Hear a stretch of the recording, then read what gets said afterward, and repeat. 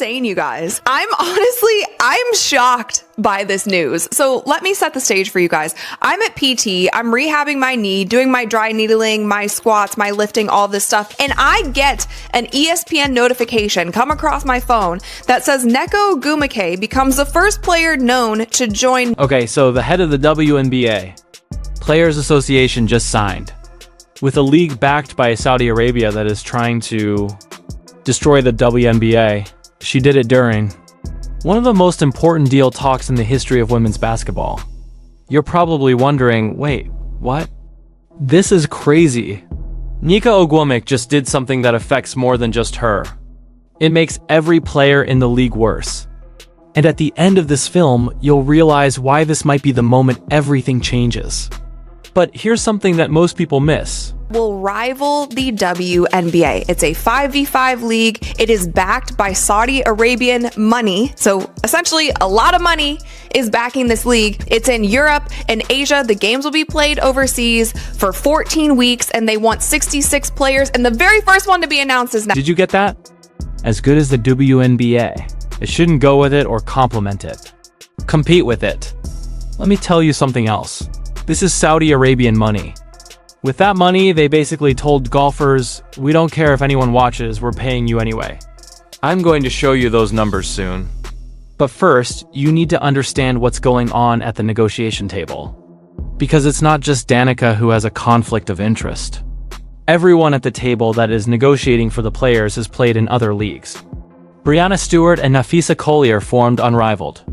Kelsey Plum has stock in Unrivaled, while Elizabeth Williams, Brianna Turner, and Alicia Clark all have equity in Athletes Unlimited, another off-season league. If the owners of the WNBA tell you, we'll give you more money, but you can't play in leagues during the off-season, what do you think happens?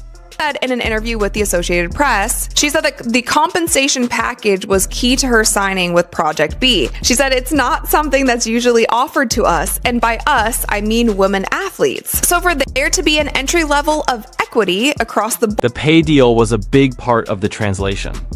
They gave her so much money that the WNBA could never match it. The catch is this. Project B isn't just about getting paid more. They are giving players shares in the league itself. Doesn't that sound amazing? But wait, I've dealt with stocks before. And there's something you're not hearing about these equity agreements. You cannot just cash out whenever you want. Over time, the business must do well. Real money is only seen when it sells or goes public. It's not about big shares of control, as a lot of people think.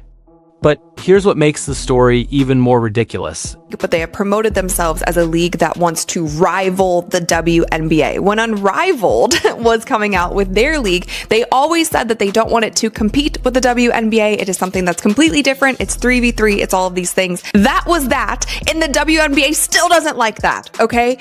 Do you think for 1 second that the WNBA... Listen to what she just said. This is just another opportunity. For instance, the WNBA is now just one choice. What do you know? That's right. Because as head of the Players Association, you should be fighting for everyone in the league to get a better deal.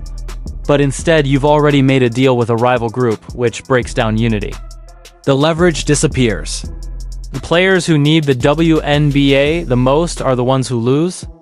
A hardship contract player is a middle-level player who wants to play professional basketball in the United States. They are not getting contracts from Project B. They're looking for the top 66 players. That is it. So where do the players go if the WNBA season is canceled because of failed talks? Not anywhere. But this is where things really go badly. By Saudi money, no other league is going to be able to compete, even the WNBA. No other league is going to be able to compete with the amount of money that they will pay players. And the thing is, they will pay these players and they don't care if the league ever profits. They don't care if people watch. They don't care if people tune in. They don't care if there's butts in seats. So let me show you exactly what happens when Saudi money enters a sport. Golf versus the PGA Tour, Lviv. There are about 2.66 million people who watch the PGA Tour final rounds on average in 2024. Lviv Golf costs $385,000. On Sundays, the PGA Tour averaged 1 million viewers. Less than 500,000 people watched the Lviv with the most views that year. But do you know what the insane thing is? Lviv golfers are paid far more than PGA Tour players because Saudi Arabia is unconcerned about numbers. They don't care about making money. It doesn't matter who comes to watch. This is about sports washing, which is when people use sports to improve their image around the world.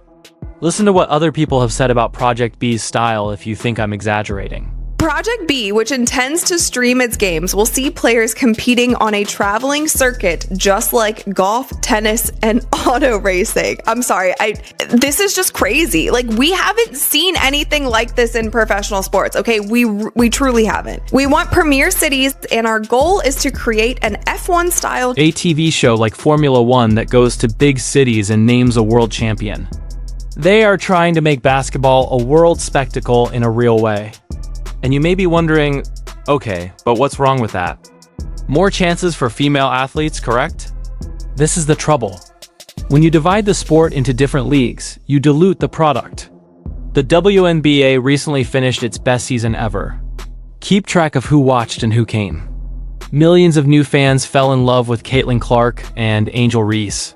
There was crazy energy. Now those fans have to pick between Project B Unrivaled, the WNBA, and Athletes Unlimited. Gone are the casual viewers who were just starting to pay attention. They aren't following 4 different leagues. But there's something more evil going on behind the scenes that no one is talking about. Way in hell that they can keep that momentum going to a different league, especially a league that is going to be overseas.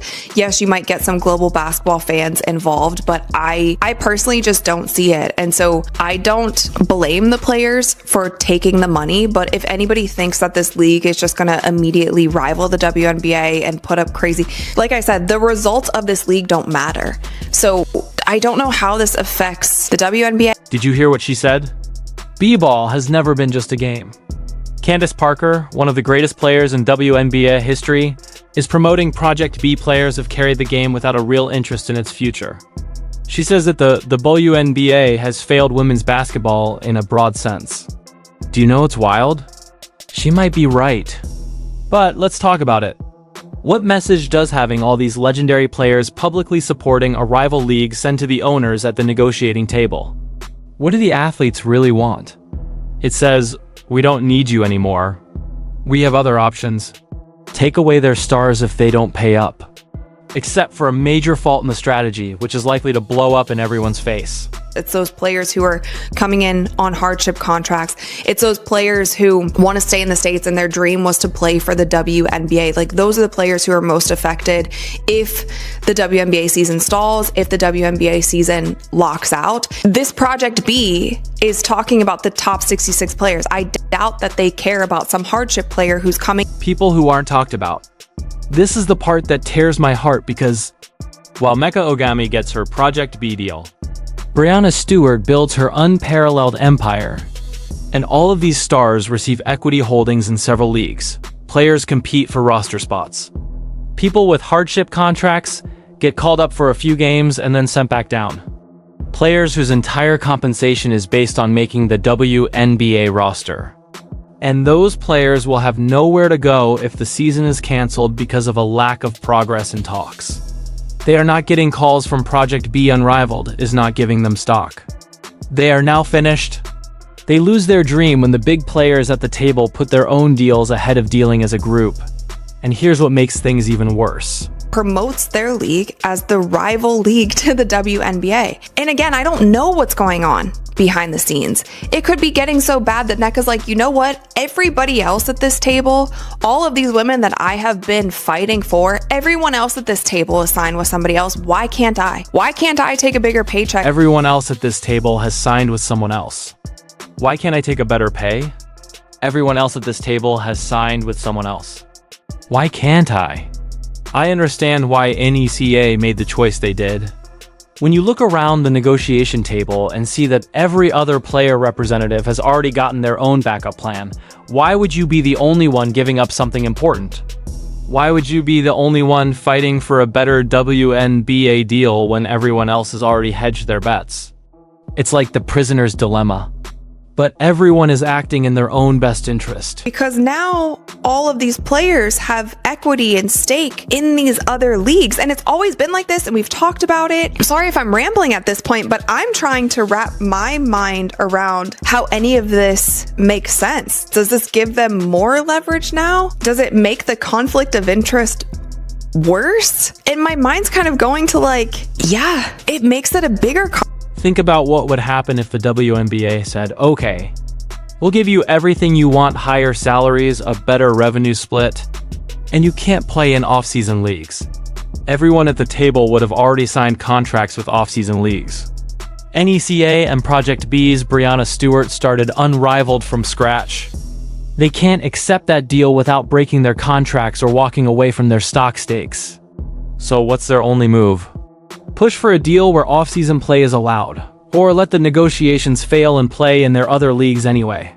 The WNBA season is over if it's locked out. Very interested to know who those other players are. I would be very interested to know if Angel and Sabrina are one of those two players because they chose not to play in Unrivaled. Angel and Sabrina are two of the players who have chosen not to play Unrivaled. If Angel and Sabrina are one of those two players... Okay, Project B said they've already signed some players who haven't been named yet. Io Nisu and Angel Reese both turned down Unrivaled this season. Everyone thought that they were just taking the off-season to rest and heal. What if, though, they turned down Unrivaled because they have better ideas from Project B? Take a look. At the moment, Angel and Sabrina are two of the most famous women in basketball. If Project B announces them next, everything changes because Vanessa Angel, Sabrina, and anyone else they've signed will join a league backed by Saudi Arabia that can spend more than everyone else. The WNBA can't compete with that money. That much money is too much for Unrivaled to handle. The dominoes fall quickly when the best stars leave. But this part should really scare everyone because it shows where this is going. Remember what happened to Levy Golf? The PGA Tour came back. They told Alvi players they couldn't play in PGA games. They said that Alvi was a threat to the purity of the sport. Do you know what happened? The athletes who went to Levi got paid, but their legacies suffered. Their fans turned against them. They were accused of selling out to a government with a horrendous human rights record. And soon, women's basketball will have to face the same truth, since Saudi Arabia isn't supporting Project B because it's a good thing. Using women's empowerment as a PR stunt is called sports washing. Even though women in Saudi Arabia and the athletes who sign with Project B are still institutionally oppressed. They're going to have to answer for that. In every interview and news conference, you're asked to explain why you take money from a government that limits women's rights. That's the question that will arise. And there isn't a good answer.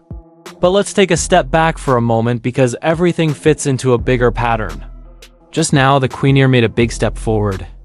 Record ratings, sold-out arenas, major sponsors now paying notice. This was supposed to be the watershed moment for women's basketball. Better TV contracts, better pay, and long-term stability, but instead the sport is breaking. A lot of leagues are trying to get the same players and fans. Negotiations are at a standstill because everyone at the table has competing interests, and a Saudi-backed league is coming in to capture the biggest stars with money that makes everyone else look broke. This is exactly what happened in fighting. Multiple groups, multiple champions, and fans lost interest since they couldn't tell who was truly betting. The sport has become less popular and has become more divided.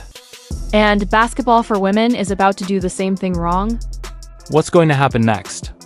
I think this will happen. Project B says more big names. Angel and Sabrina are most likely, with a Jay Wilson and Breanna Stewart also being options. If the unrivaled confrontation does not deter her, the WNBA talks might last for months. The players lose their cool. Some of them start to say bad things about the league in public. The 2025 season will either begin late or not at all. For casual watchers who only learned about women's basketball last year, they keep going. They aren't interested enough in the story to keep up with it, so the momentum dies. Meanwhile, in Europe and Asia, Project B's games draw modest audiences and even fewer TV ratings. They don't care. They continue to pay the players exorbitant amounts since the goal was never to build a sustainable league. It's about sports washing and worldwide influence. And the WNBA, it lives, but it's weakened. The great moment is gone. The stars play in a lot of different leagues. The middle-tier players, in particular, gained from this momentum. They are the ones who pay the price. Unless something changes. Unless everyone at the bargaining table knows they are ruining the very thing they say they are fighting for.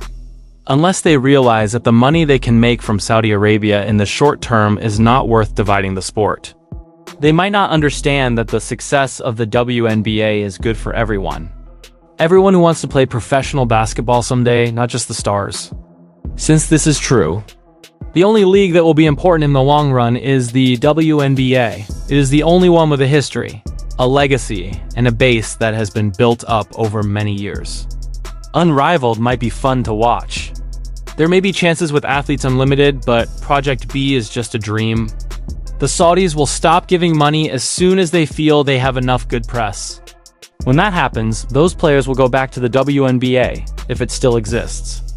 Okay, this is a mess. The most important story in women's basketball that no one fully understands yet. Because this isn't just about Nika Ogwumike signing with Project B, the entire sport's future is at stake. It is a question of whether women's basketball will build on its breakthrough moment or fade into obscurity. It is a question of whether the actors can set aside their particular interests for the greater good. Things don't look good right now. But let's see what happens when Project B releases their next signings. We'll see how the WNBA negotiations unfold. We'll see if the players can recognize what they're about to lose before it's too late. What do you think is going to happen next? Will the WNBA survive this? Tell us what you think will happen below.